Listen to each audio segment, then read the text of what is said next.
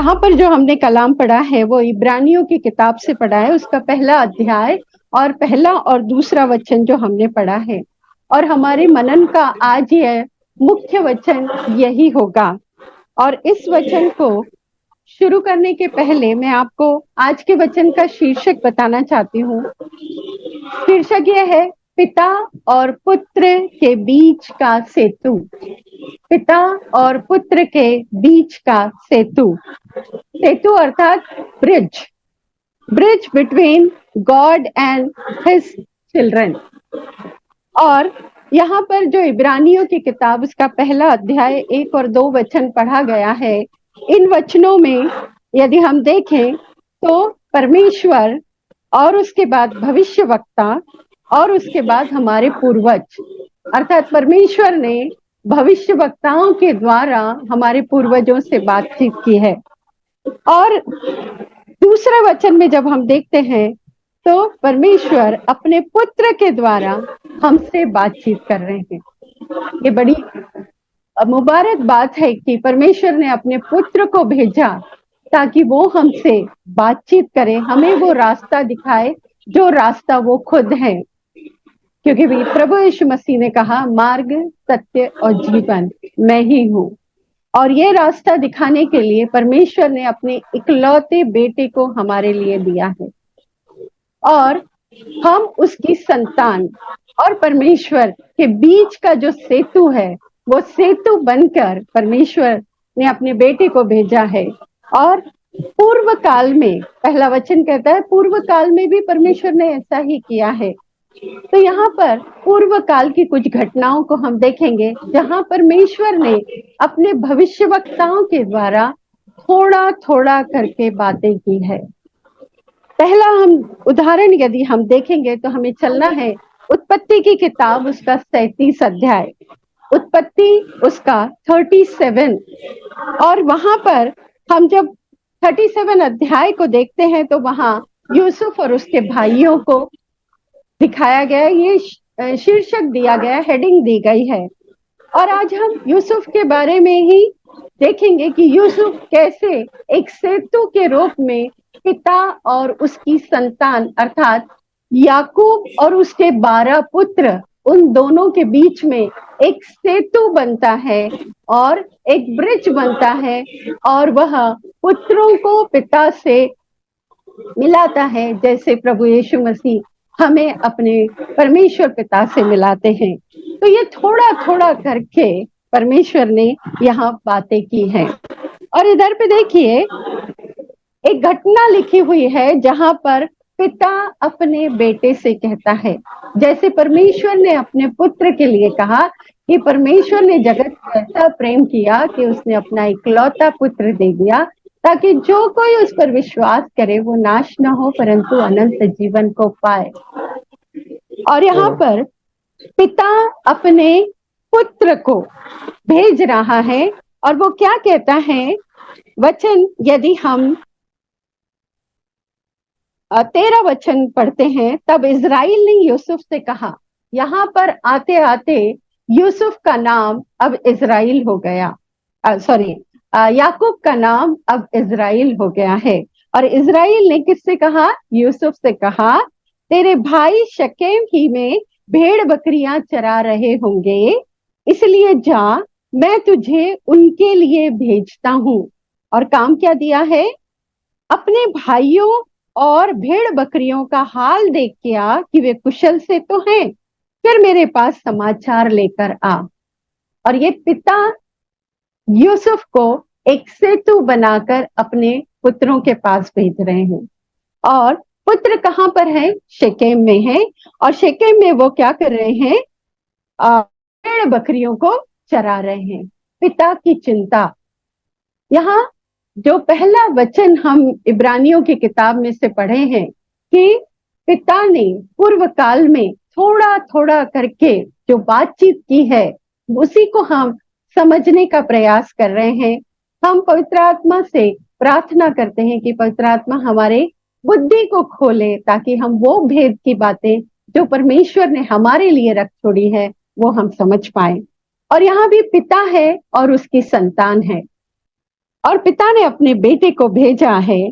और ये बेटा जो है वह कहाँ पर आ रहा है? अतः उसने उसको हिब्रोन की तराई में विदा कर दिया। सबसे पहला स्थान जो बेटे को भेजा गया वह हिब्रोन की तराई में भेजा गया। और जब यहाँ पर वो तराई में से चलता है तो वह शेकेम में आता है। देखिए यहाँ पर भी एक पुत्र अपने भाइयों को ढूंढ रहा है, पिता की संतानों को ढूंढ रहा है। और यहाँ शेकेम में आता है और यहाँ मैदान में भटकता है और ढूंढता है कि मेरे भाई कहाँ हैं। और उसे ढूंढता हुआ देखकर एक पुरुष वहां पर आता है और वो कहता है तो किसे ढूंढता है? तब वो वृत्तांत बताता है कि मैं अपने भाइयों को ढूंढ रहा हूँ। तब वह मनुष्य उससे कहता है कि वे तो यहाँ से चले गए हैं। और वे कहाँ गए हैं? दोतान को गए हुए हैं। ये पूरी घटना यहाँ दर्ज है। और ये सारी घटना लिखने के पीछे परमेश्वर का क्या उद्देश्य है? वो उस समय थोड़ा थोड़ा करके अपने संतानों से बातचीत कर रहे हैं कि उन्होंने पिता और पुत्र के पिता और पुत्रों के बीच में एक सेतु करके यूसुफ को रखा हुआ है। और यूसुफ भी बड़ी आज्ञाकारिता से वह ढूंढता है। इस घटना का शीर्षक हम ये भी रख सकते हैं कि एक छोटी सी आज्ञाकारिता, उसका इतना बड़ा इनाम। एक छोटी सी आज्ञाकारिता। यूसुफ से कहा गया जा अपने भाइयों को ढूंढ के आ और ढूंढ के देख वो कहां पर है और उनका कुशल क्षेम पूछ कर आ। और उसने आज्ञा मानी। पर भाइयों ने क्या किया? जैसे ही इसे आते देखकर भाइयों ने क्या किया? आपस में निश्चय किया कि आओ ये स्वप्न देखने वाला जो आ रहा है आके इसको मारेगा। और उन्होंने पकड़ के उनको सूखे हुए कुएं में डाल दिया, उसका अंगरखा निकाल लिया, उसको कोई जानवर के लहू से डुबो दिया, पिता से कह दिया कि तेरा पुत्र मर गया है। पिता इससे बहुत प्यार करता था, उसे बहुत दुख हुआ।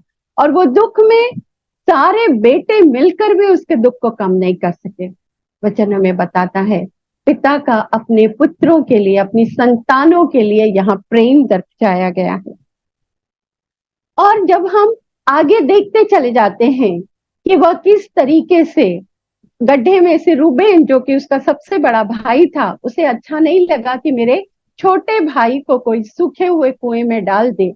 तब वो रूबेन क्या करता है? वो कहता है कि इसको देखो, इश्माइली लोग आ रहे हैं, अपन इनके हाथों में इसको यूसुफ को बेच देंगे। और वो किसी तरीके से उसका प्राण बचाकर उसे बेच देता है। और इस्माइली जाकर पोतीपर के घर पहुंचा देता है, वहां बेचता है।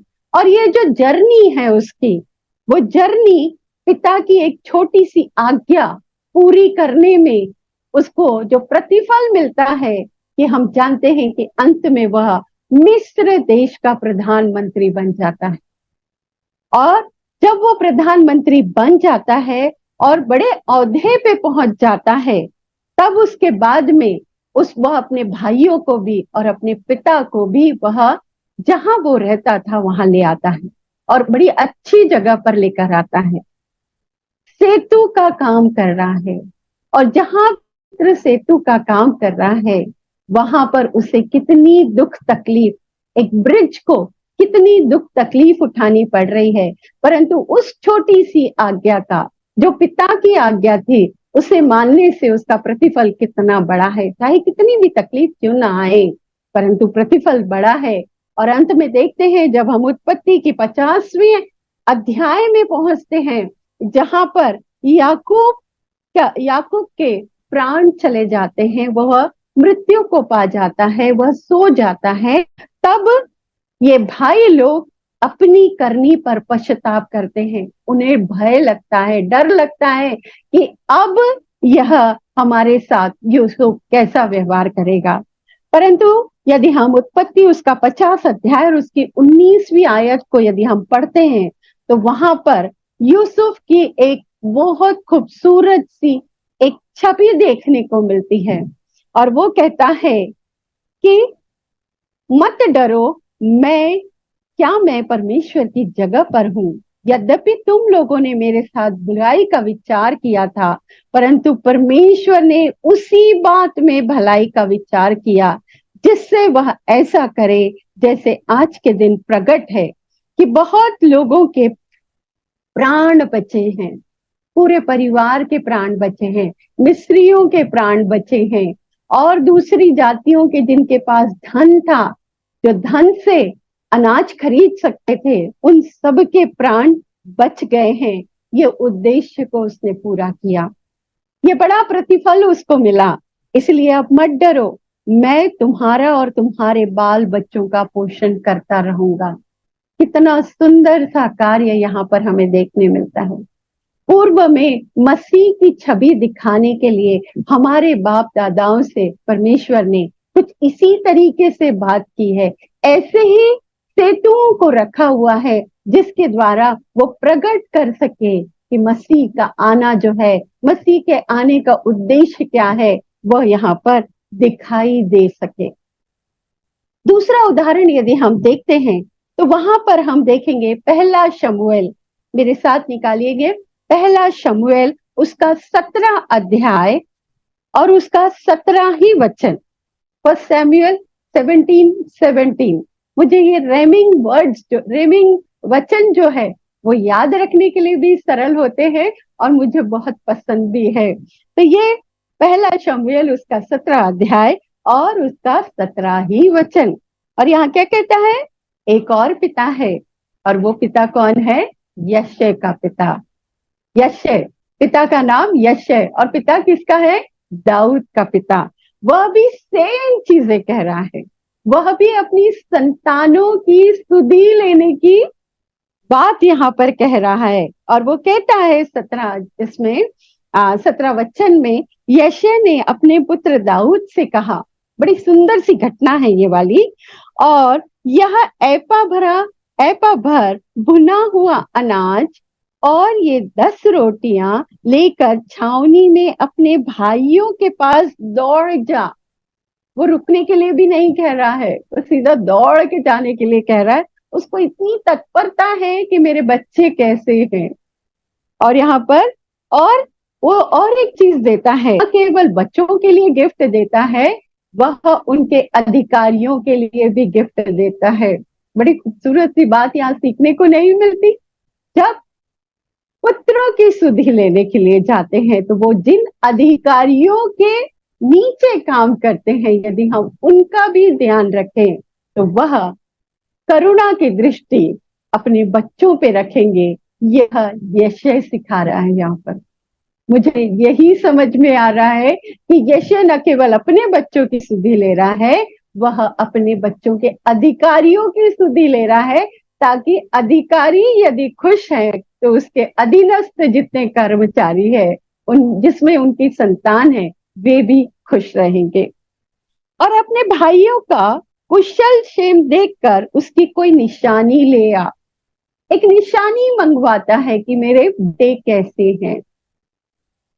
शाऊल और तेरे भाई और समस्त इजरायली पुरुष एला नामक तराई में फलिस्तीसियों से लड़ रहे हैं। और यहाँ पर भी वह एड्रेस बताता है यशय। क्यों एड्रेस बताता होगा?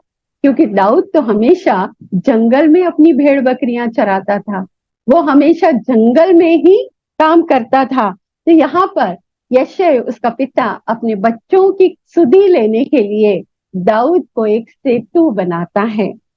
और ये सेतु भी इतना तत्पर है, ये तत्परता वो कैसे दिखाता है? 20वें वचन में, अतः दाऊद सवेरे उठकर, वह आराम नहीं किया, सवेरे सवेरे उठ गया वह, और भेड़ बकरियों के उसके काम करने का तरीका यदि हम यहाँ पर अध्ययन करें तो बहुत खूबसूरती से उसने काम किया है। आप जरूर से पढ़िए। सवेरे उठता है वह, और वह अपनी जो भेड़ बकरियां, अर्थात उसकी जो जिम्मेदारी थी, जो उसको दिया गया था कि भेड़ बकरियों की चरवाही कर, वह क्या करता है? किसी रखवाले के हाथ में छोड़ता है। वह अपनी भेड़ बकरियों को ऐसा ही नहीं छोड़ देता कि मुझे पिता ने दूसरा काम दिया तो अब मैं ये काम क्यों करूं, परंतु उसका जो पुराना काम था वह भी वो बखूबी करता है और नए काम के लिए भी वह आगे बढ़ता है।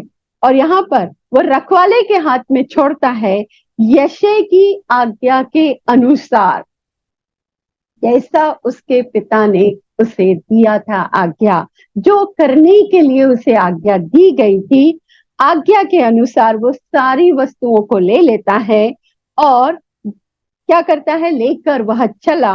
और जब सेना रणभूमि की ओर जा रही थी और संग्राम के लिए ललकार रही थी, उसी समय वह गाड़ियों के पड़ाव पर पहुंचा। रणभूमि, रणभूमि के बड़े पड़ाव होते हैं, पैदल सैनिक, उसके बाद घोड़े पे बैठे वाले सैनिक, हाथियों पे बैठे वाले सैनिक, और उसके बाद जो रथ गाड़ियां जो कुछ भी थी, और उसके साथ ही साथ भोजन तैयार करने वाले और बहुत सारी सामग्री सेना के साथ में चलती थी। और यहाँ पर वह कहाँ पहुंचा, गाड़ियां जहां रुकी रहती थी उस पड़ाव पर वह पहुंचता है। वह एक एक काम को, एक एक चीज को बखूबी निभाता है। वह सबसे पहले कहाँ चलता है, सुबह उठता है, अपनी भेड़ बकरियों को वह रखवाले के हाथ में देता है। फिर वो सामान लेता है जो सामान की आज्ञा यशे ने दी थी, और उसके बाद रणभूमि में जाता है और ठीक वहां पहुंचता है जहां पर गाड़ियों का पड़ाव था। और वहां पर वो क्या देखता है, इजरायली और फलिस्ती अपनी अपनी सेना के सामने आमने सामने पंक्तियां बांधे थे। और 22वें वचन में उसका एक और काम दिखता है, दाऊद अपनी सामग्री सामान के रखवाले के हाथ में छोड़कर, एक एक स्टेप, वह चीज जो रखवाला सामान का रखेगा, रखने वाला था, उसके पास वो लेके जाता है और उसके पास जाकर वो अपना सामान दे देता है। जो भाइयों के लिए लाया, जो सहस्त्रपतियों के लिए लाया, वो सारा सामान वह इस रखवाले, सामान के रखवाले के पास देता है। और यही सब छोड़कर वो दौड़ कर कहा जाता है, रणभूमि में, जहां पर लड़ाई हो रही थी। और लड़ाई में वह अपने भाइयों के पास जाकर सबसे पहले वो पूछता है, अपने भाइयों के पास जाकर उसने उसका कुशल क्षेम पूछा। वह बातें कर ही रहा था, अपने भाइयों से बातें कर ही रहा था। तो अब दाऊद के बारे में जो घटना लिखी गई है वह घटना पूरी यहाँ दिखती है। उसे सुनाई आता है कि एक फलिस्ती ललकार रहा है और उसे बड़ा गुस्सा आ जाता है। पहले वो सुनता है कि ललकार क्या है, फिर वो लोगों की बातें सुनता है कि ये कौन है। तब लोग जो सैनिक थे वहां पर वो बताते हैं कि यदि कोई भी इस फलिस्ती को, इस गोलियत को यदि मार देगा तो राजा उसको बहुत धन देगा और अपनी बेटी से शादी भी कर देगा और उसके बाद इजराइल में स्वतंत्र कर देगा। 3 इनाम रखे गए हैं और ये तीनों इनाम देखकर वह आसपास के लोगों से बातें कर रहा था। तभी उसके भाइयों ने उसे टोका कि हम तेरी मनसा जानते हैं, तू क्या सोच के आया, तू लड़ाई देखने के लिए आया है ना। तब वो बोलता, अब मैंने क्या किया। बड़ा सुंदर सा उसका, ये दोनों, यूसुफ भी और दाऊद भी, दोनों 16-17 साल के बच्चे। यूसुफ के बारे में तो सीधा लिखा हुआ है, उत्पत्ति की किताब उसका 37वें अध्याय और उसके दूसरे वचन में उसकी उम्र लिखी हुई है, यदि आप पढ़ेंगे। और क्यों भाई चिढ़ते थे यूसुफ से, वो भी लिखा हुआ है। यूसुफ 17 वर्ष का था और वो क्या करता था, अपने पिता के पास अपने भाइयों की बुराई करता था, इसलिए वो चिढ़ते थे। और यहाँ पर दाऊद से क्यों चिढ़ते थे, क्योंकि वो दाऊद को यूं ही समझते थे, छोटा है, उसका काम तो सिर्फ भेड़ बकरियां चराना है। क्योंकि दाऊद भाइयों के बारे में लिखा है कि वो कद काठी में खूब अच्छे थे, सेना में उन लोग सेना के जवान जैसे होते हैं वैसे थे, पर दाऊद तो बिल्कुल छोटा था। तो यहाँ पर दोनों के लिए समान परिस्थितियां दिखाई दे रही थी, पर दोनों ने पिता की आज्ञाकारिता की, पिता की आज्ञा मानी। जैसे जैसे पिता ने कहा था उसके लिए परिश्रम किया, उसके लिए उन्होंने काम किया। और आगे चलकर जब हम दाऊद के बारे में देखते हैं तो आगे चलकर हमको ये देखने के मिलता है कि दाऊद जो है वो ऐसी बातें करने लगा था कि ये बातें शाऊल तक पहुंच गई। और शाऊल के कानों पर ये जब बातें पड़ी, तब वह उनसे पूछने लगा, बातचीत होने लगी। और फिर उसके बाद में दाऊद कहता है कि मैं इसको मार गिराऊंगा, पर शाऊल इनकार कर देता है। शाऊल कहता है तू तो बच्चा ही है, और ये जिसे तू देख रहा है ना, ये गोलियत, वो तो बचपन से ही योद्धा है और तू बिल्कुल बच्चा है, तू क्या कर सकेगा। तब यहाँ पर दाऊद जो है वो अपने पराक्रम का परिचय देता है। और यहाँ पर हमें ये सीखने को मिलता है कि जब भी ऐसी परिस्थिति आती है जहां हमें बड़े काम करने के लिए आगे बढ़ना है, तो हमारे पास हमारा कुछ इतिहास होना चाहिए, कुछ ऐसी बड़ी बातें हमने कर चुकी हो जो हम वर्णन कर सके और उससे भी बड़ा काम हमें मिल सके। तो क्या हमारे जीवन में ऐसी कोई बड़ी बात हमने की है, जैसा यहाँ पर दाऊद कहता है, मैंने रीछ को और सिंहों को मारकर अपनी भेड़ों को छुड़ा लिया है। हमारे पास क्या है कहने के लिए? हम स्वयं इसका मनन करें, स्वयं हम देखें कि हमारे जीवन में ऐसे कौन से सिंह आए, ऐसे कौन से रीछ आए जिनको हराकर अब गोलियत से लड़ने के लिए हम अपने आप को काबिल बना सकते, या काबिल है बोल सकते, या उस जगह पर जाकर उस राजा से, जैसा दाऊद हिम्मत करके जाता है और राजा से कहता है कि मैं जाऊंगा, मैं इस फलिस्ती को मारूंगा, और अपना इतिहास बताता है। वो बहुत गंभीर बात है।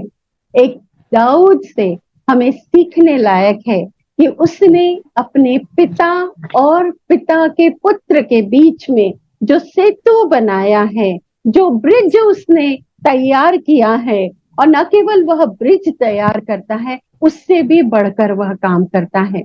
उसके भाई उस सेना में काम नहीं कर पाए, सब डर के भागते थे।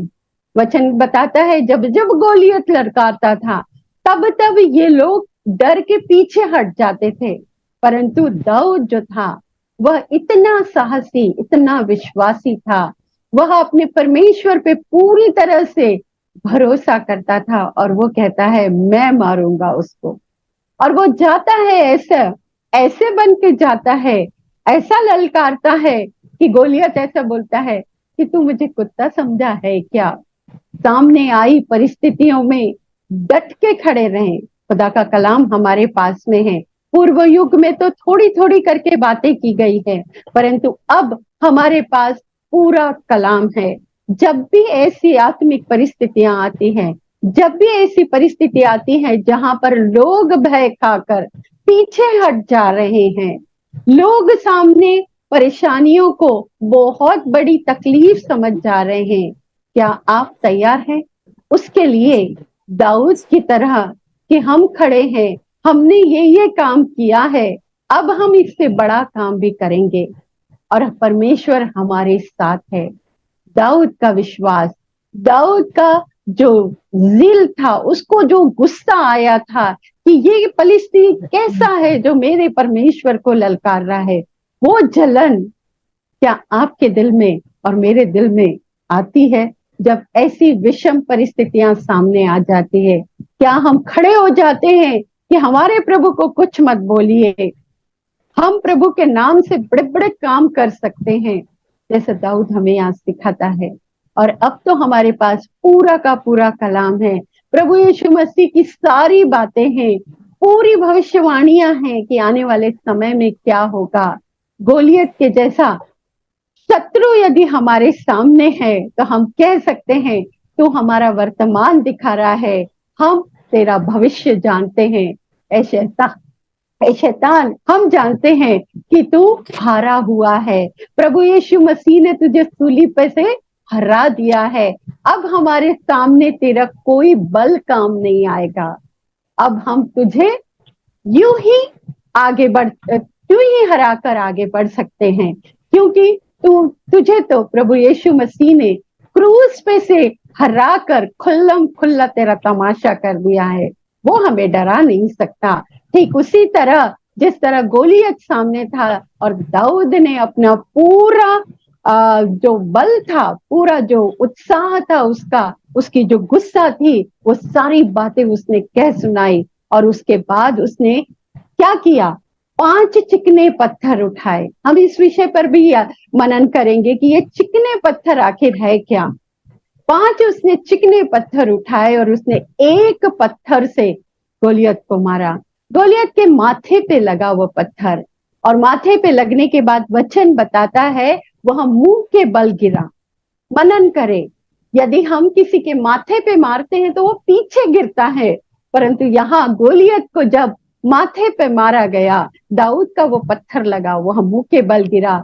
गोलियत तुरंत दौड़ के जाता है और जाके दाऊद तुरंत दौड़ के जाता है और जाकर गोलियत की ही तलवार से लेकर गोलियत का गला काट देता है। ये एक दृष्टांत भर के है, ये एक घटना हमारे लिए सबक है कि जीवन में आने वाली जो तकलीफें हैं वह दाऊद के जैसे हमें सामना करना है। और ये शुरुआत कहाँ से हुई? शुरुआत एक ही बात से हुई। यशय ने उसे, पिता ने आज्ञा दी थी कि जाकर भाइयों का कुशल क्षेम पूछ के आ। जैसे यूसुफ से कहा गया था, यूसुफ से इज़राइल ने कहा था, जा मेरे भाइयों का, मेरे बेटों का, तेरे भाइयों का समाचार तू पूछ के आ, वे कुशल क्षेम है या नहीं। पिता की आज्ञा का पालन एक बड़ी आशीष के रूप में बदल जाता है। यहाँ यदि दाऊद ने पिता की आज्ञा का पालन नहीं किया होता, तब वह रणभूमि तक नहीं पहुंच पाता, न रणभूमि तक पहुंच पाता और ना ही उसे गोलियत को मारने का मौका मिलता। और गोलियत को मारने के बाद में धीरे धीरे जब हम उसके जीवन के अध्ययन करते हैं तो हमें पता चलता है कि वह दाऊद जो है वह इज़राइल का राजा बना। और उसके बाद ही इज़राइल देश 2 भागों में, अर्थात उसके बेटे का राज्य खत्म होने के बाद इज़राइल 2 भागों में बदल गया। परंतु यहाँ पर हमें सीखने लायक क्या है? सेतु बने, पिता अर्थात पिता परमेश्वर और पुत्र अर्थात हमारा प्रभु यीशु मसीह, संतान हम सब जो कि विश्वास के द्वारा हम परमेश्वर की संतान कहलाए हैं। आज प्रभु यीशु मसीह का कलाम आपके पास और मेरे पास में है। क्या हम पिता से मिलाने के लिए सेतु बन रहे हैं, ब्रिज बन रहे हैं? ये हमारे लिए एक बहुत बड़ा सवाल है। हमारे पास वो खजाना है जो परमेश्वर ने हमें दिया है। इस खजाने को जितना निकालेंगे उतना बढ़ते ही चले जाएगा। ये असीम धन जो है वो हमारे मिट्टी रूपी शरीर में रखा गया हुआ है। जब तक ये शरीर, ये डेरा हमारा इस पृथ्वी पर है, तब तक खुदा के लिए हम सेतु का काम करें, पिता की आज्ञा माने, क्योंकि पिता क्या चाहता है, पिता की मनसा क्या है कि कोई नाश ना हो। उसने जगत से ऐसा प्रेम किया कि उसने अपना इकलौता बेटा दे दिया, ताकि जो कोई उस पर विश्वास करे वह नाश न हो परंतु अनंत जीवन पाए। ये पिता की मनसा है। परंतु पुत्र जिसने जीवन दिया, उसके प्रेम को हमें लोगों तक पहुंचाने के लिए एक सेतु का काम करना बहुत आवश्यक है। आज आपके लिए और मेरे लिए ये एक चुनौती है कि क्या हम सेतु बनने के लिए तैयार हैं? क्या हम उन बातों को जो प्रभु ने हमें दी है, हम लोगों तक पहुंचाने के लिए तैयार हैं? आइए हम प्रार्थना करें कि परमेश्वर हमें सेतु के रूप में इस्तेमाल करें। प्रभु करे इन वचनों के द्वारा आपको और मुझे बहुत आशीष मिले। जय मसीह।